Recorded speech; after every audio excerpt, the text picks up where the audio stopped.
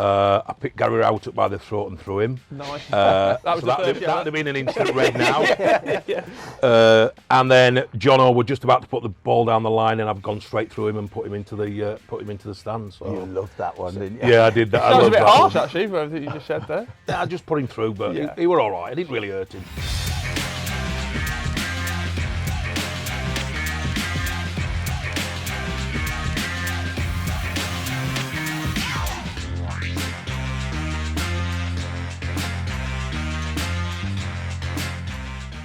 You're watching Blue Rising, your home for all things Birmingham City Football Club. My name's Richie Driss. And I'm Will Brazier. What a great show we've got lined up for you today. Absolutely. First things first, we have to highlight the fact that our women's team are the WSL2 champions. Back to where they belong. Yes, back there. Great performance on Saturday across the whole season. Amy Merrick's, what a performance from her side across the whole year. From everyone here, huge congratulations. We were partying with them on Sunday and Saturday, Monday, whole summer. Let's get the WSL back as well. Absolutely. Right, should we push on with the show? Yes, please. It's a fantastic show lined up for you today. I can't get my words out because I'm that excited. But firstly, it's Tommy Mooney. Tommy, how are you? I'm good, Will. Thank you very much. You're a bit nervous as well, aren't you?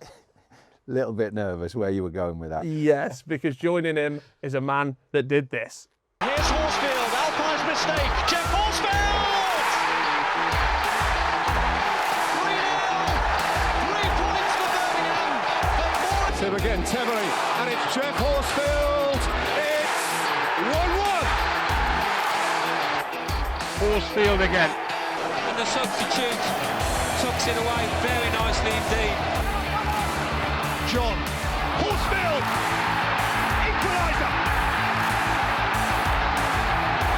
Way by Savage. Horsfield is giving chase for it. Samuel has to get the header right here. And Horsfield's taken it away from the goalkeeper. It's 2-0 to Birmingham City. And Geoff Horsfield is the man who has surely given them a league double over their local rivals. It's Geoff Horsfield! Geoff, pleasure to have you on the show. How are you? Yeah, really good, thank you. Good. Geoff, you've been reunited with a man who has told us so much about you this year. What's it like to be next to Tommy Mooney? It's great. It's like we've been apart, to be honest. We had a great time on the pitch and a great time off it as well. Tom, you've told me some stories about Geoff. Is it great to be back by him as well? We bashed a few defences about, we scored a few goals and we had a laugh. And at the end of the day, we finished with a medal in my first season. So yeah, fabulous to see him again. Banter flowing, as you'd expect. Yeah, always. Banter's always flowing. Let's talk about it. You joined Blues from Fulham. When did you first hear about the move? Who got in touch? And what were your initial thoughts? Firstly, I played for Fulham against Birmingham City at St Andrews, up front with Stan Collymore, which he wasn't very well liked, obviously on loan from Villa. And the atmosphere was frightening. It was hostile, mainly against him. But I managed to score 2 goals, battered Michael Johnson and Percy and Granger and Gary Rowett and bullied them, if I'm brutally honest. End up scoring 2 goals, then got sent off. We were 2-0 up and end up drawing 2 apiece. So, What did you get sent off for? I picked Gary Rowett up by the throat and threw him. Nice. That'd have been an instant red now. And then Jono were just about to put the ball down the line, and I've gone straight through him and put him into the stands. So. You loved that one, didn't you? Yeah, I did that. That was a bit harsh, actually, for everything you just said there. I just put him through, but he were all right. It didn't really hurt him. Made a meal of it, but I can remember getting sent off and walking from the dugout all the way down to the thing, and I got absolute dog's abuse. Was that when you knew I've got to sign for this club? Yeah. I did, yeah. When John Tigana pulled me at Fulham, and he just said, listen, I don't like your style of play. You're too aggressive for me, which I don't know where he got that from, if I'm really honest. But yeah, and as soon as Birmingham City come in, my agent rang me and said, they've agreed a fee. Do you want to go up and agree terms? Which I did straight away. They took me to the ground. They never took me to the training ground, West Hills, or I'd have never signed, because it was that bad. It really was. Coming to this place now, it's fantastic. But yeah, as soon as they were interested in me, I was delighted to sign. So who did you speak to first from the club in terms of like making that signature? Was it Trevor at the time? Was it, or was it no? Just me agent. I never spoke to Trevor. I spoke to David Sullivan, David Gold, and then they done the contract, and then Trevor come in after. And was it at that time because obviously Fulham were on the rise as well at that time, but coming across to Birmingham, did you feel that sort of same transition as well? Yeah, I did. I think a great swap. Lewis R coming for me. He I think Birmingham bought me for 2.25, and they bought Louis Saha for 2 million. So they didn't do a bad swap, really, Cullen, did they? If you think about it. But now, Similar style of player, though. yeah, similar style of player, yeah. So and he went on to play for Man United. But now it's I love coming to Birmingham City, and I got injured one of the first games.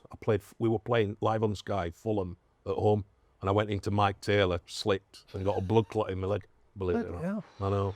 So that was Mike's fault then? Mike's fault, yeah. Yeah. The partnerships, the different striking partnerships, who did you love playing with, Geoff, across your time here? I mean, we got to get the elephant out of the room if it is an elephant. Me and Tom been in Marrakesh. If there's one man that loves you more than Christophe Dugarry, I'm yet to find him, because on camera, off camera, he was waxing lyrical about you, wasn't he, Tom? I messaged you straight away, didn't I? I said, yeah. Dugarry's all over you. You got to come on the show. Yeah. But, to be fair, he was a top player. He was a top player. Listen, I've had some great strikers. At Fulham, I played with Karl-Heinz Riedler. At West Brom, I played with Carnew. I played with Moons, Dealey, Stern. And Christophe, he's up there. He just got everything, and he got an aura about him. I think Brucey brought him in like Ferguson brought Cantona in. And I think he treated him the same, and he got away with murders, Christophe, sometimes. But he could. What was it about that partnership that worked so well? Was it the fact that you would get stuck into challenges, maybe do all the nitty-gritty, and then he... Yeah, you mean I'd done all my running. Cost me about 2 years of my career. Yeah. But now he just got, like I said, an aura about him. I used to work out. I think that's why, because I used to work my socks off. I'd go into defenders and leave him a little bit of space. But he was a genius. He was just absolute genius. Is that nice, though? Like, we only saw him a couple of months ago, but for that, your legacy to be that with him as well. Like, honestly, he was so, like, pouring his heart out about you and the work that you did for him. As soon as it come out, my phone never stopped buzzing. Moons to go out. I'm like to me, all my Villa pals. I'm going, listen, watch this, listen to this, Rivaldo, Kaká, and then me. I'm at the bottom. I'm at the bottom of this, and they're going, nah, I can't believe it. I'm not believing you. I said, wait until it comes out. I'm telling you, it's there. But no, it is nice. It's lovely. Let's speak about some of the special times here. Obviously, with Trevor, but we're coming up to, I think, the 15-year anniversary of promotion at Millennium Stadium. Talk us through some of the highs of that season, because we've been speaking about this season when we had the sort of playoff chance, but there was that run near the end of the season. Yeah. What was the sort of momentum changer for you there? Brucey coming in, he got us fit. We weren't fit under Trevor. We weren't fit. He come in and did running sessions with us, got us fit. And we just went on a run where I think we won 7 or 8 games out of 13 and got into the playoffs, beat Sheffield United at home. I managed to score, and then we got into the playoff semi-finals against Millwall. Let's talk about Millwall, because, the second leg, I've never seen scenes like it on and off the pitch. What are your recollections from, let's start on the pitch, from Stern John scoring that late goal and the delirium after that? Yeah, I think the first leg, we drew 1 apiece. Which we were disappointed with. But I think going down there, again, it's like St Andrews, hostile place to go and play football. And I can always remember a turning point in the game. Oliver Tebley, he lost his boot and went in for a 70-30 challenge with Nethercott, I think, and won it with no boot on, and then started running for about 40 yards and then passed the ball. And it just epitomised what kind of squad we'd got. Tebbs was like that though, wasn't he? Yeah. He'd run through a brick wall, wasn't he? Great cheese on his abs. He was huge, absolutely huge, but he couldn't play football really, could he? Just kick it out of play and everything, but you'd want him in your team. But for Stern John to score that goal at the end, fantastic. And in the final, Millennium Stadium, Norwich, and you popped up with the equaliser, didn't you? Yeah. What did that mean to you? A lot. I think it meant more to Grange than it did me, because he let it run under his foot, and Ewan Roberts went and scored. But now to score in a final, it's what every young boy dreams of, and for us to get through there, and Darren Carter fitting for him at 17-year-old mad Blues fan to score the win and get us promoted. The noise in the stadium. I mean, I have played at Wembley. So, old one or new one? Old one, because I'm old. Too old to let the new one. Yeah. So the huge difference in the atmosphere. Wembley's Wembley, but the atmosphere on that day is something I've never experienced. And I've seen a lot of foreign football in top stadiums. Nothing like that. Could you two talk to me about the differences between Trevor and Steve? Because like what you were saying about from the fitness thing seems like quite surprising from my level, considering the player that he was as well. I think Trevor, he'd not got the man management skills for me.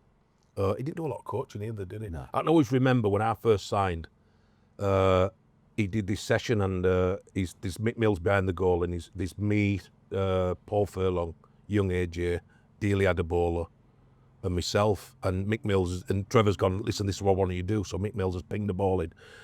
Trev's chested it, bottom corner. It's come again on his left knee, left foot, bottom corner. And then he's got it chipped the keeper. And we're just going, gee, and he's 40, I think he was about 44, 45 at the time.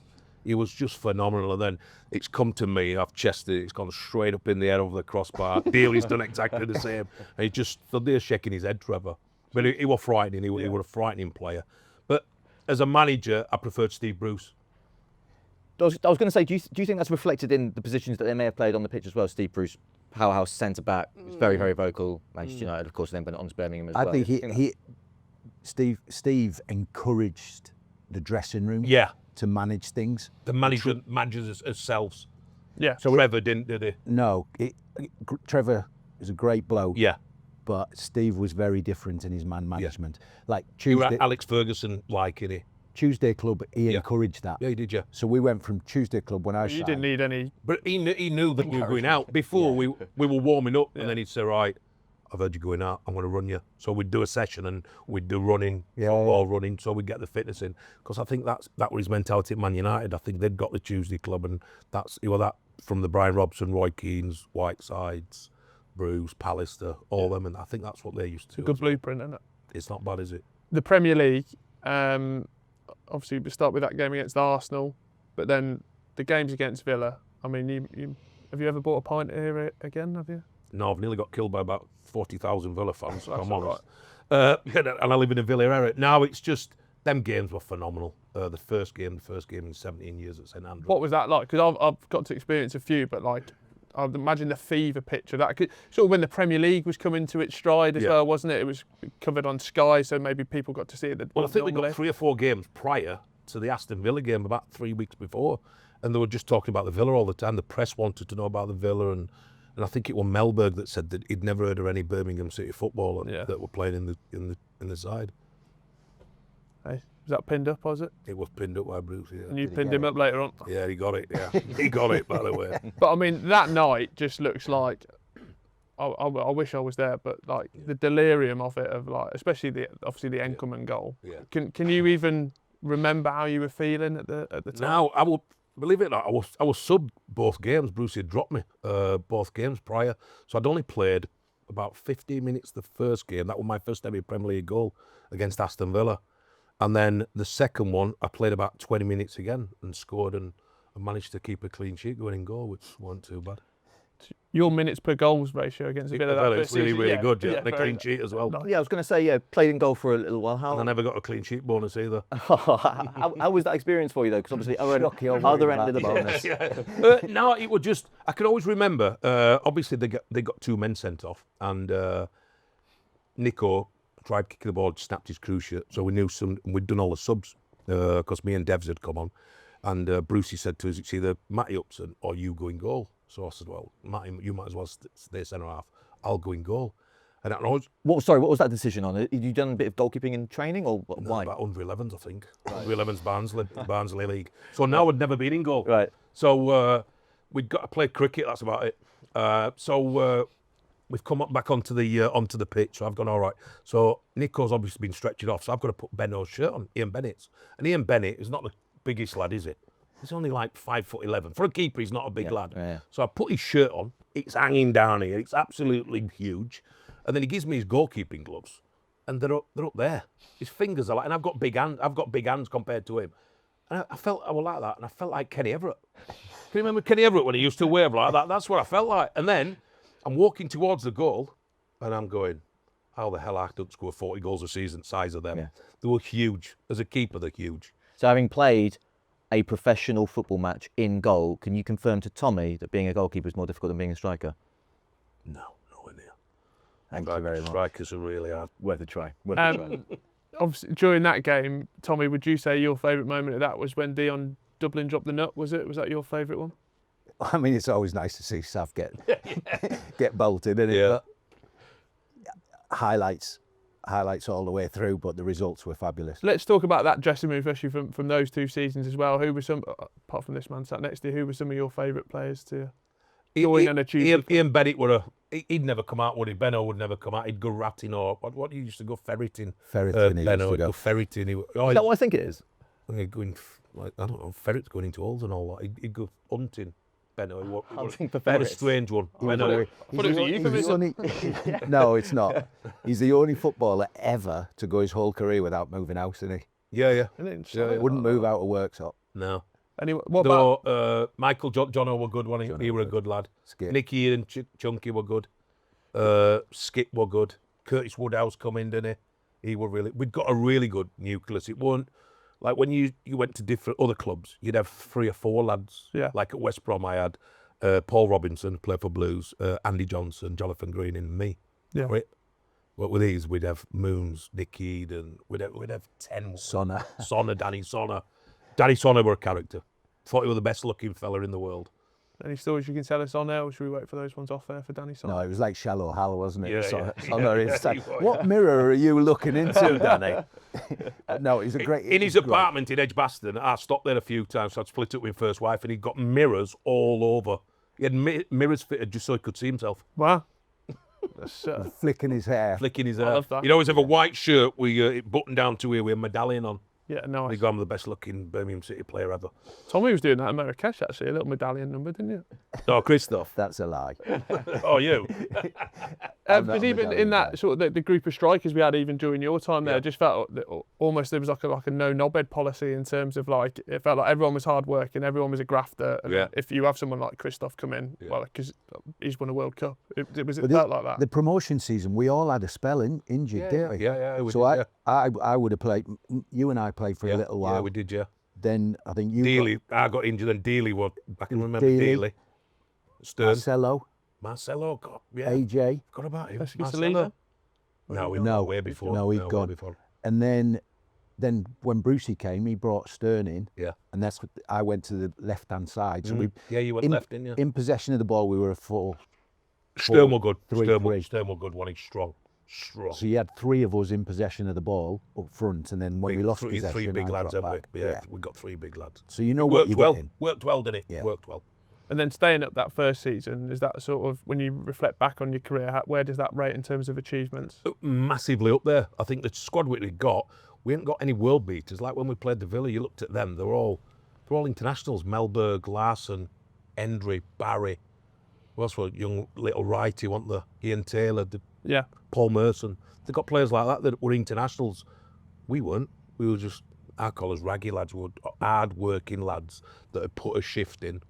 And Bruce, he always said to me when I got sold to Wigan, he always said he got rid of that nucleus and that hard-working lads way too soon. He said he'd always go to bed on a Friday night knowing that we'd put a shift in. Yeah. He said after that, when he signed the bigger players, he said he didn't have a clue what we're going to happen.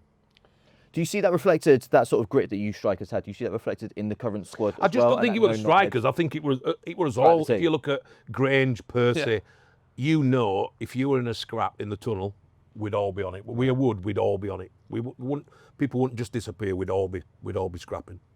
Definitely could be said for Christoph Clara as well in the current squad. How do you rate the Yeah. current squad in comparison? Yeah, to the brilliant. rest of that? He reminds me of our kind of old school, and that's gone out of the game now. It's all about the passing and coming out with the ball. But he's an hard centre half. He looks a hard nut. Is that because, I mean, even being close to this last couple of years, it feels like, especially even last season when we had a core group of like Bielik, Dukey leading it. Yeah. How key do you still think that is, no matter with all the stats, with everything that's modernised as well? How key is it to have that core group? You look at football now, the only thing I ever hear is, we had 60% possession now, and the game beat 2-0 and 3-0. To me, when I played, it was always about winning football games. When we were at West Brom, I think we got promoted 17 1-0s.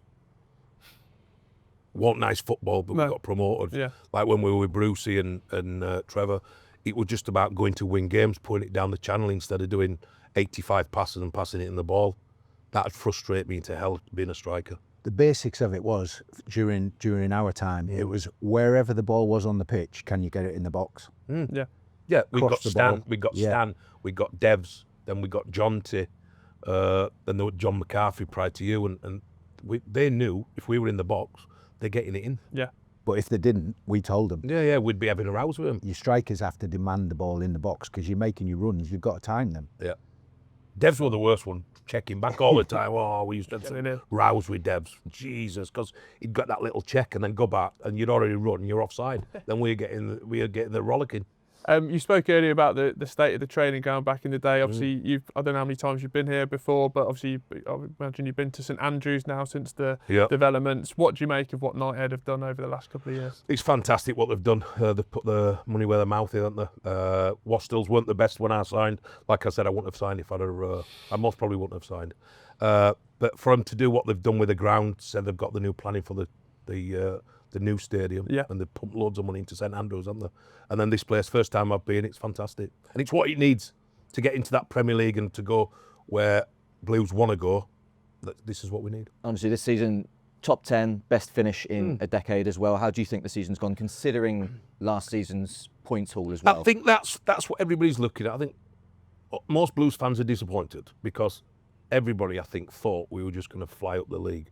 We've played in the Championship 10, 12, 15 years. It's not easy to get out of the Championship. It really isn't. And I think I've watched a few games, I haven't watched many, but I think we deserve to be where we are. Not any lower, not any higher. If we'd have got a little bit more luck, we could have gone into the playoffs, but are we ready? I don't think we are. So build on for next season, I think. Just finally, obviously, you're still local to around here. Having Birmingham back in the Premier League, having a thriving Birmingham City, hopefully beyond any expectations in my head a couple of years ago, what would that sort of mean to the fans that you know and the people that you surround yourself with? It mean everything, absolutely everything. Blues fans are, I know that if you wear your heart on your sleeve, you ain't going to be the best player. You ain't going to be a Christoph Dugarry. You can be a me, you can be a Grange, you can be a Moons. If you put a shift in and wear your heart on your sleeve and give 100%, that's all Blues fans ask for. Love that. Love it. Geoff, thanks for your time, mate. Thank you. Should we check out some of the men's highlights from the weekend? Yes. And this play certainly rocking early on as Williams makes tracks down the right-hand side. There's Segacic. And Portsmouth have the early breakthrough inside 10 minutes. So, Blues came mightily close from our last corner kick. What can we conjure with this one? It's Wagner again. It's another looping. There's Pliska! And August Pliska strikes on the final day and opens his Blues account. A power header from the corner kick to draw Blues level at Fratton Park. Off the top of his head into the top corner of the net. But certainly you can see the players are delighted for him. Disappointed to lose Jay Stansfield, but 2 minutes later, your number 9 gets his goal and off the mark and is back in the game. It's a super header. He rose above the blue and white shirts to power it home into the top corner. And you can see how delighted the big Dane is. With Vicente behind him on the edge of his own box. Rolls it back to Killip, the goalkeeper, who can send it high into the south coast sky. Priska nudges it off to Paik. It's worked through for Vicente. And he's denied by Killip. The angle was tight and the goalkeeper did his job. A lot of chances. It's whether those players can pull the trigger at the right time. Looking forward to being part of the South Korea squad in the World Cup. This is well worked by Blues as Asai Samuel's released down the right-hand side. He aims towards Priska. It will come all the way to Ibrahim Osman, who fires it wide. At the far post there, he's dragged it wide of the near post. Swung in. Chaplin's there for Portsmouth. Great save, Beadle, and the follow-up Brown can't convert. Frustration, though, is Boa didn't play the ball to Segacic. And then miscontrol from LaRue, brings pressure from Paik, and he emerges with it. Osman to his left, it's Ibrahim Osman, angles tight, and the save from the goalkeeper tipped onto the crossbar into safety. And the referee brings the season to an end, and 2 first-half goals at Fratton Park see the spoils shared as the final action of our first season back in the Championship. Lovely stuff, Geoff. A first goal for August Priska. We've been waiting for it to come. He's had so many. He's created his own chances. You had teammates that came into the Premier League, the Championship. What is it like welcoming those foreign players in for the first time? Well, I think it's hard as soon as you come from abroad, settling into a new club, a new environment, and a new type of football, really. But for him to get his first goal, hopefully he'll get many more. And for yourself, if you ever went through a dry spell with regards to putting the ball in the back of the net, how did you sort of, with regards to the mentality of putting the ball in the back of the net, how did you try and stop yourself maybe from losing confidence in your ability to do that? I think you just got to work hard. That's in my head. It was just mentality. Something will come, something will drop. If you get your head down, you're going to get either dropped, you're going to get put on the bench. So you've just got to work hard, and hopefully, and it usually does for a striker. You can hit the post, you hit the crossbar, and then all of a sudden one will go in off your backside, and you'll go on a roll then. And it's all about confidence for strikers. Tom, we saw Jay come off with an injury, but for the last couple of weeks, that partnership really has been developing, hasn't it, between those two? Obviously, great partnership between yourself, but how key has it been for this last couple of months just to get that game time going into next season? I think it's huge, and we spoke about it several times about how close they can play, because at the start of the season, the 9 and the 10 were just too far miles apart, apart, and you have to get close, because if Geoff goes for a header and doesn't win it cleanly, it's not going to drop far away from him. So I've got to get close to him to pick up the second ball, and I think that's what they've started to do. So yeah, disappointing, but if you're going to, I said to Jay the other day, if you're going to get injured, that's the right time to do it, because you're not missing games. So you're not worrying about it. You're not being left out of the team. The season's done. So fabulous for August to get his goal. Really good goal as well, by the way. Great header. Free header, but that's because of his run. Mm-hmm.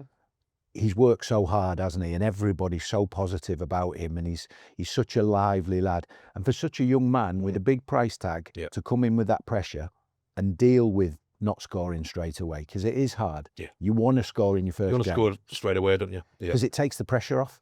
Because if you come in as a striker, regardless of what anybody says, you judge it on your goals. He's done everything else apart from score that early goal. So I think that the team certainly need a pat on the back for keeping him going. It'd be interesting to see about what a changing room's like now, and how we was, because I think a couple of players that we had, like AJ, he was going through a little spell, and we wouldn't go, oh, come on, you're all right, mate. We'd be going, you're having one, you are. You're absolutely having one, mate. You better buck up. His gear would be cut up and things like that. So that's how we... Tough love. It was tough love, and that's what we used to do. We didn't used to put arms around people, did we, really? But it's different mentality now, different game. Were you a hugger, Tom, back in the day? Funny enough, no. I was only in a goal celebration, that was it. Or off the pitch. Love that. Well, also there was more highlights to come at the weekend on Saturday afternoon at the Valley. Let's roll it, because we are champions. Cornet showed too much of the ball to Thestrup.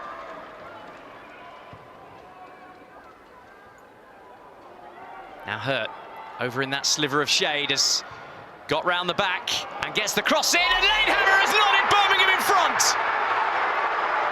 Wonderfully worked goal from very little Birmingham City. And they take the lead in the title race on the final day.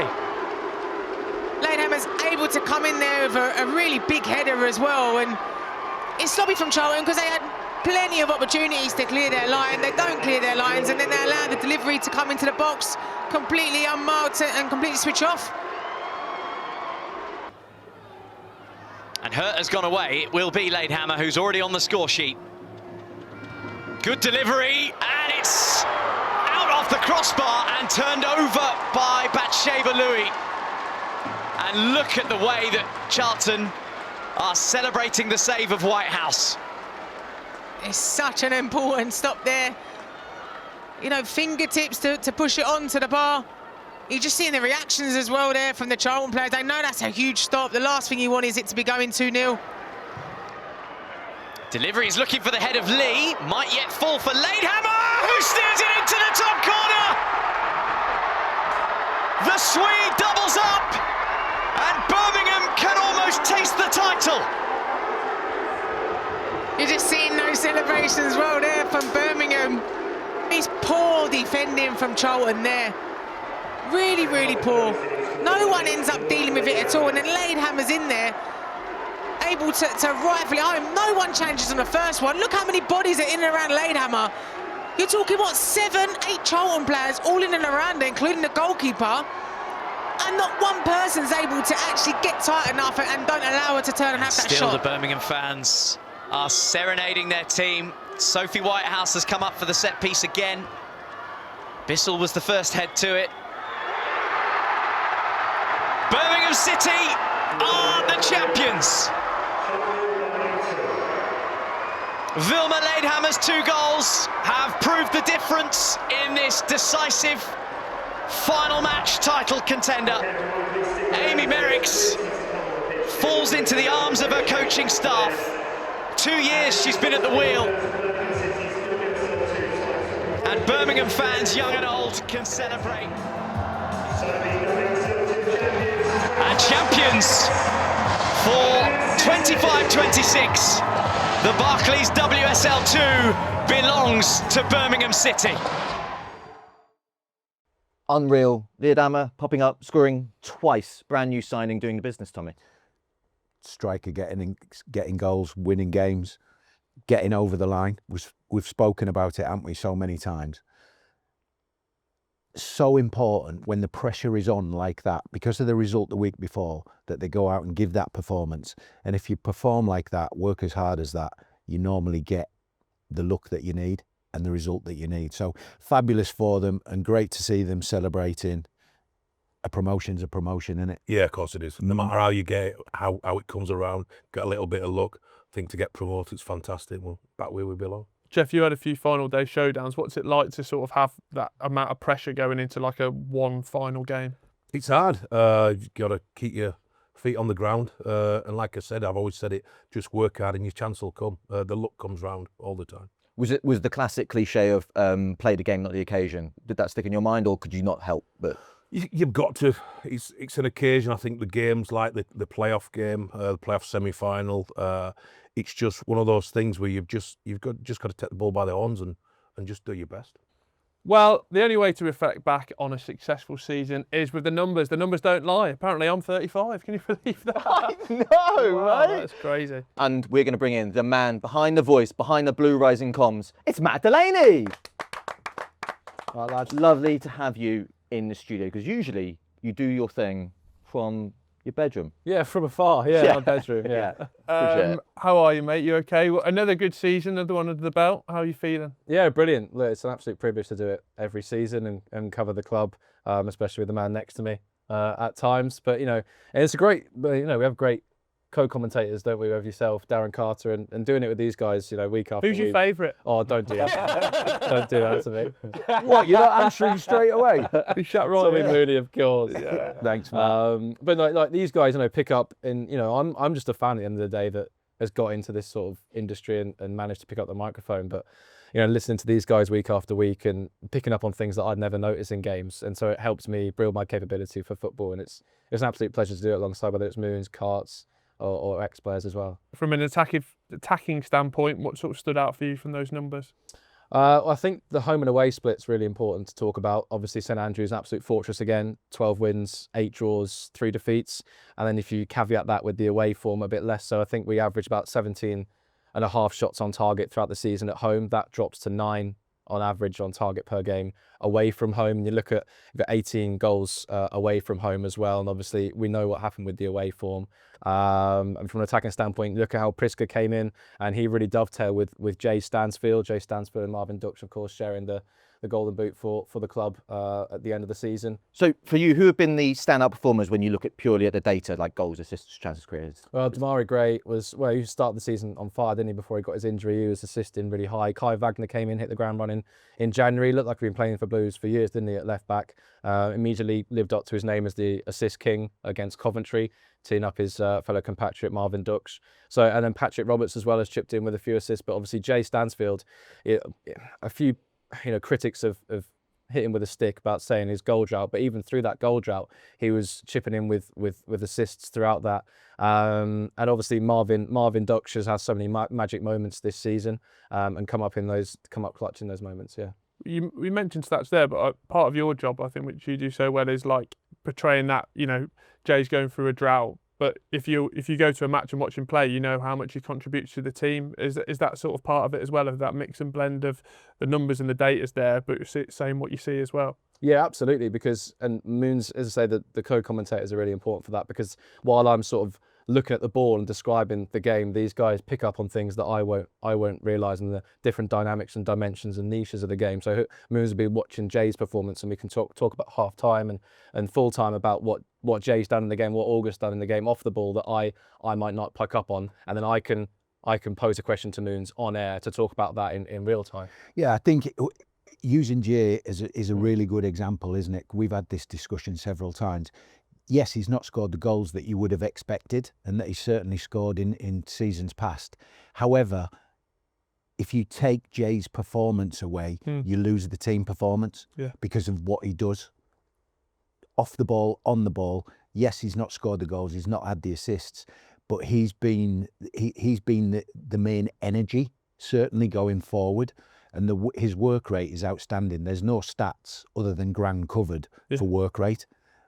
And how you influence the team. So that's why the managers kept picking him every week, not because he's not scored the goals, because of his influence on the team and the dressing room. You look at the spark points as well. You talk about Blackburn away, for example. He put the team on his back in August at Blackburn away to lead to those 2 stoppage time winners.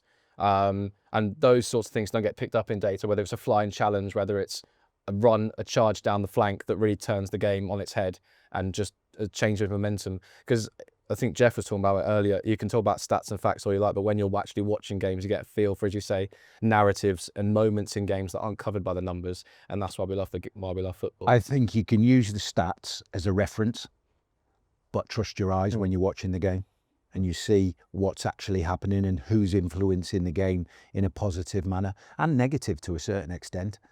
But certainly use them as a reference, but your eyes tell you the truth. With that in mind, are there any other players that maybe don't get the headlines and don't maybe score the goals, for example, that we should be calling out and saying they deserve more accolades, so to speak? I think sometimes the defensive midfielders don't get that. Yes, there's an interception stat, no doubt, but it doesn't include the times where they'll make a tackle and then give a simple pass, and that starts a forward movement. Interceptions, yes. Tackles, yes, but it's also the relationship that certainly a central defensive midfielder, say John Solis, has with the 2 centre-backs. The triangle with the goalkeeper and the 2 centre-backs is often talked about, but it's almost like a diamond, because the defensive of John Solis with Big Phil and Christoph with the goalkeeper is huge part of the game. Yeah, and Chris Davis often talks about pre-assists, and moments in games leading up to goals that go unnoticed by the numbers, but are actually central and really architectural in making a goal happen. And I think that's what Moons has touched upon. Yeah, love that, Matt. I know you don't cover it every time, but the women's team. I mean, we can't look past Lily Crosswaite. Oh, unbelievable! 9 goals, 23 league games, 4 awards, 4 clean sweep. Clean sweep, yeah. What numbers have you got for the women's team? Because it felt a bit reminiscent from the men's side, where they had a very strong January. You mentioned about Vilma Leidhammer coming in and the impact that she's made. What are some of the numbers to take? I mean, look, they got off to a flyer, didn't they, after the heartbreak that they suffered last season at St Andrews. I think they put 5 against Bristol City, 4 against Newcastle. One off to a flyer and a real statement to the division. Defeats Southampton, Charlton, a double against Crystal Palace. Again, threatened to derail the season, but Amy Merrick's side never lost back-to-back games throughout the WSL2 season, so they always bounce back. And you look at that Ipswich game in April, that was threatened to really derail their season, a massive blow going into what was a winner-takes-all game at the Valley. But again, kept up that stat of not conceding back-to-back defeats. And Vilma Leidhammer, one of the 6 January signings, came in clutch, and it was the gamble that paid off to go big in January. It's dulcet Delaney tones delivering once again. Matt, thank you so much for coming in. Appreciate it. At all. News?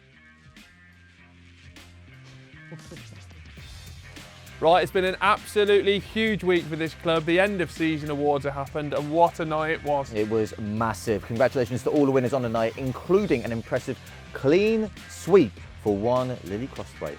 Yes, also it's summertime, so what do you need? Short sleeves. What's the best short sleeve you can get? A club replica shirt. That's right, we'll braze your offer. I'm slashing prices. It's £30. Get to the shop now before they sell out. Congratulations to Christoph Clara, who's been named PFA Community Champion. Sorry if that sounds boring compared to your delivery. No, a great award for a great man. A great event that's coming up this summer, Girls only, live the dream training session, an exciting, high-energy experience designed to inspire, challenge and develop the next generation of female footballers. You can find out more on our website. Right, it's that time of the week. We've got an admin and he's in the corner. It's Admin's Corner. Yes, admin. Giving people what they want every single season. And seeing as it is the last show of the season, how would you sum it up? Emotional. I've enjoyed these actually, fellas. So thank you for having me once again for a final time this season. Of course. So you brought in your highlights of this season. It's been, wide ranging. We've done a lot together, so I can imagine there's a few bits there maybe from sort of when we were together in Portugal. Obviously Alabama, that's got to be in there. Marrakesh. So which one do you want to start with there, Lou? Well, you touched on it there. We've had loads of stuff going on this season, from kit launches to the new sports quarter, TIFOs, huge signings. I haven't got you down on here. That's fine. Just play it. Just as we say, just keep right on what you got there. But I have narrowed it down to 3 Nice. bits of work that we have put out this season that we're all quite proud of as a social media team, so we can touch on them. Yeah, let's start with number 1. What you got? Absolutely. So, the pink sky. Yeah. We have to touch on it because it broke the internet. Yeah. And old Chris Long, the groundsman, absolutely had a bit of fun with this. So, check it out. It's like an LED light.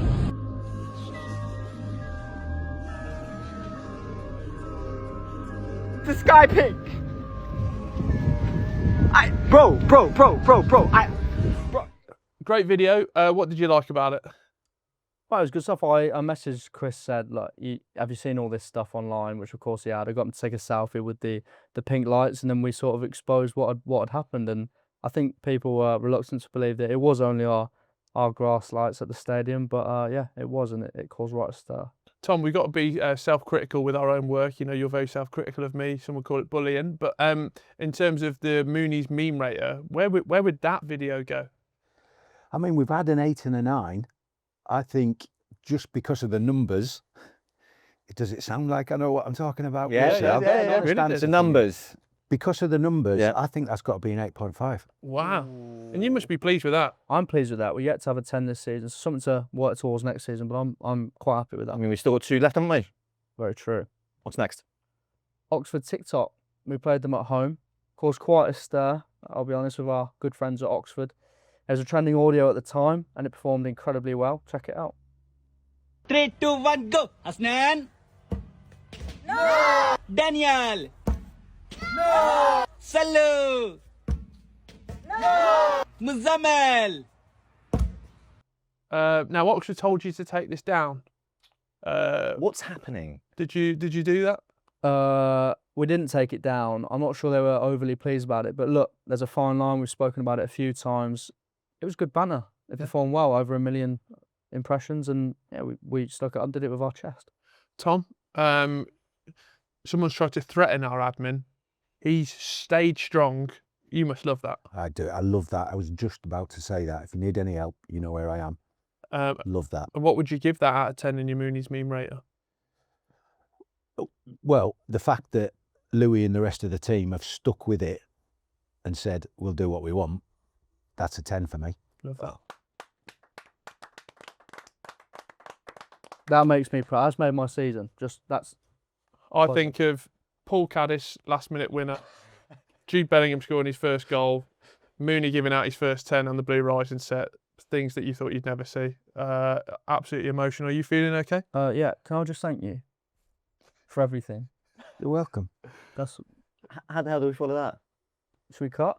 No. Probably should. We're not going to. We've got to keep right on, mate. What you got for number 3? Finally, but by no means least, I have to mention our star boy. No, you thought you were going. It's not. Jude Bellingham. Look at his face. His little face. Jude Bellingham. The amount of the work we've done with Jude this year in terms of the collab post, his involvement with the announcement of the sports quarter, it's huge, and it delivers numbers for us, of course, but it's also great it's a reflection of how much he cares about the club still, and that's obviously huge. Blues fans absolutely adore him. So, I mean, check some of the stuff he's done for us out this season. Hello Blues fans, it's Jude Bellingham here, back at the stadium after a little while to celebrate the 150th anniversary of our club. Obviously a huge club that means so much to so many, giving us so many beautiful moments over the years, and I think the most exciting thing about our history is what we've what we've formed to this point and what we'll continue to do in the next few years. It's really exciting, and I'm very excited to continue to be a fan of this club and represent the club from afar. And as always, keep right on.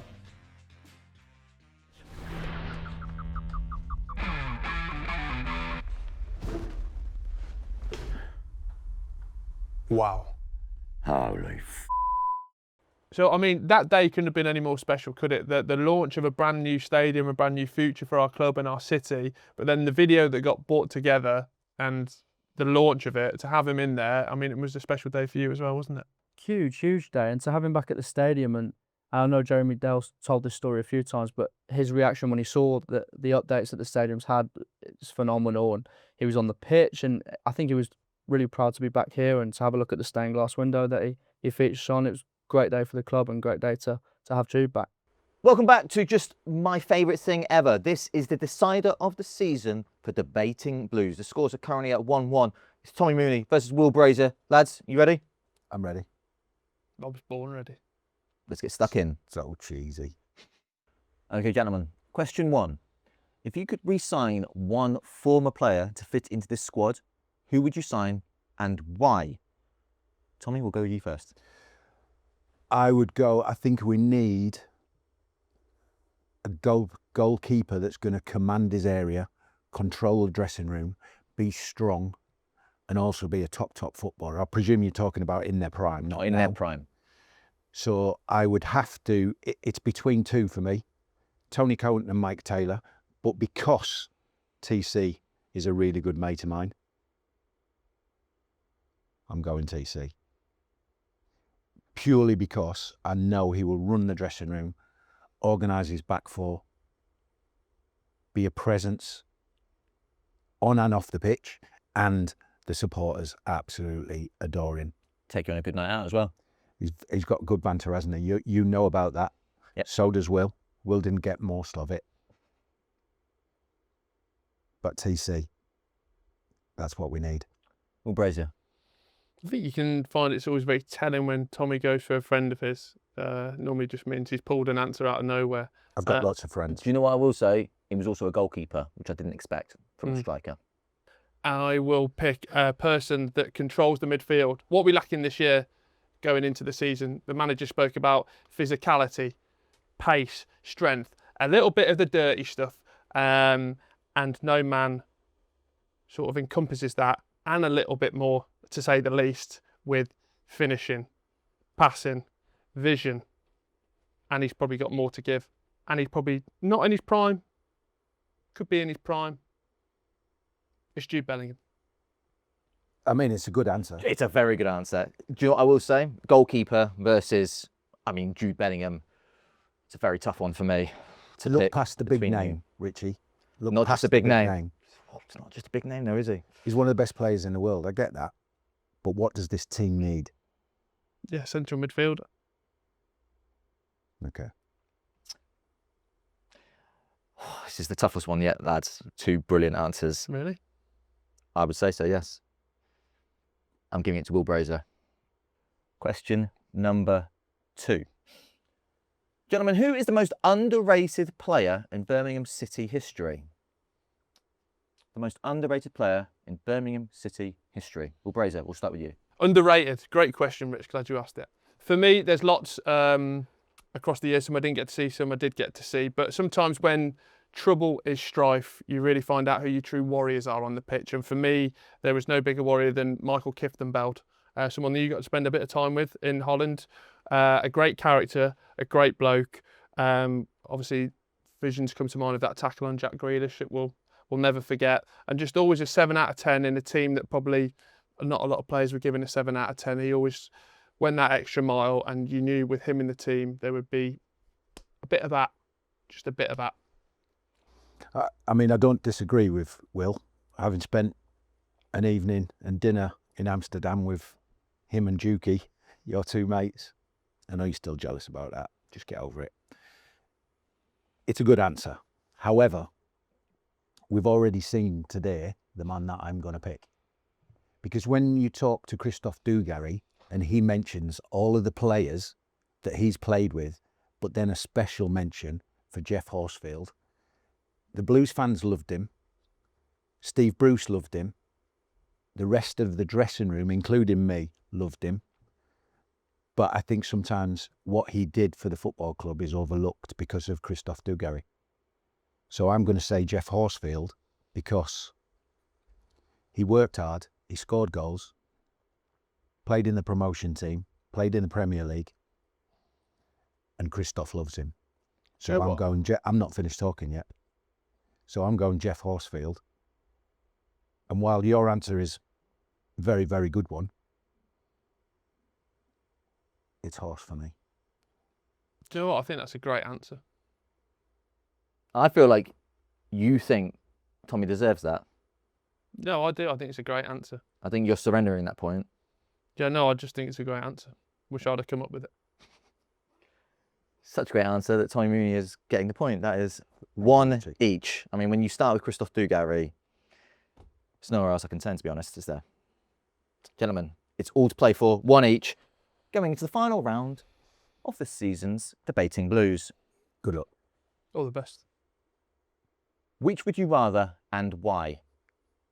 Beating that lot in the FA Cup final or getting promoted next season? Tommy, we'll start with you. 100%, no doubt about it, promotion. And then we can play them in the Premier League and bash them up twice. So you're talking one game in the FA Cup final. I get it's the FA Cup. We've never won it. But get into the Premier League, establishing ourselves as one of the biggest clubs in the country initially, and then on a broader scheme, we have to get to the Premier League. And I want to beat them home and away in the Premier League in our first season. Interesting. Can I shock you? Go for it. Sometimes, you know, you've had a long, hard season and, you know, me and Tom have gone at each other.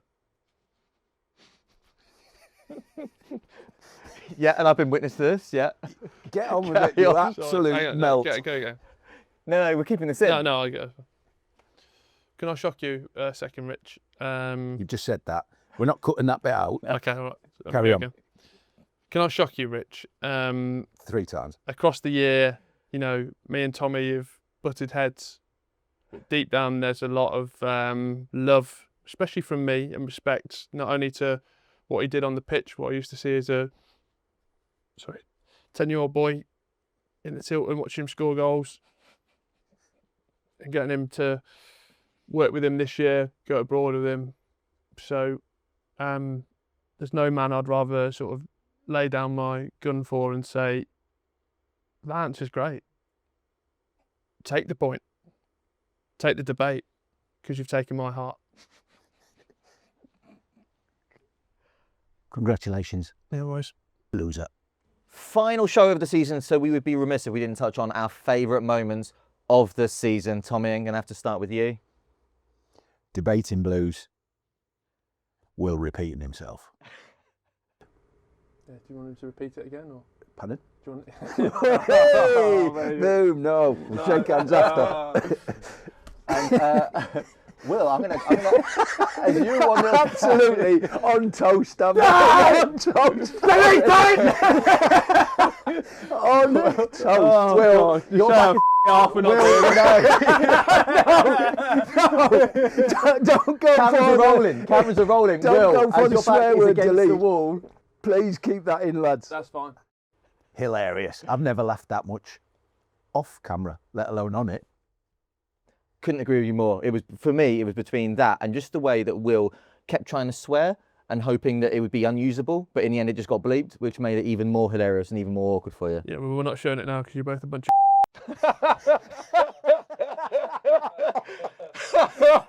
Sabotage. Keep that in. Bleep that. Bleep that, editor. Please bleep that. Absolutely. Just bleep it. Right, you boys out in Marrakesh and you sitting on a cactus is one of my favourite moments. Carefully, you follow through. Can you stand on cactus? No, you can't. It's illegal in Morocco, that. No, don't damage it.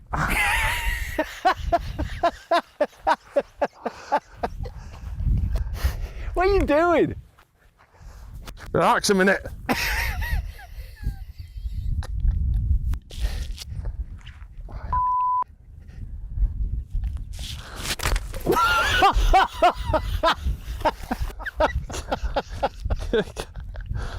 Gotta get round it.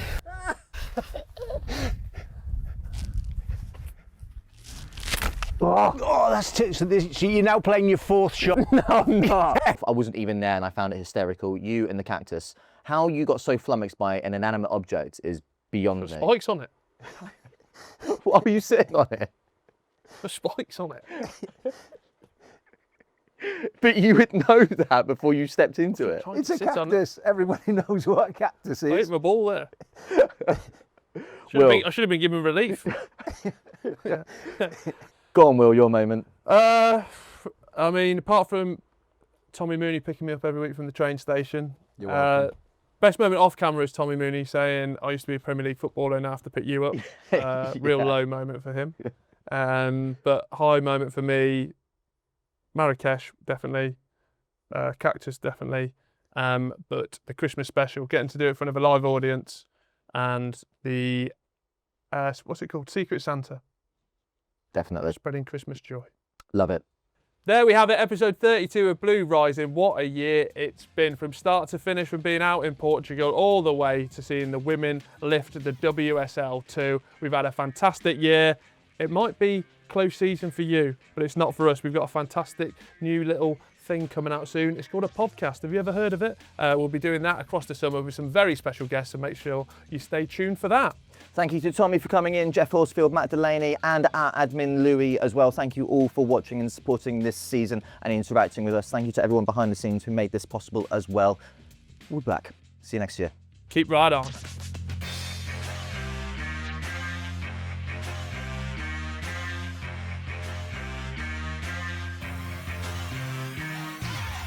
Oh, yeah. And it's registered it. It didn't register any of the other ones.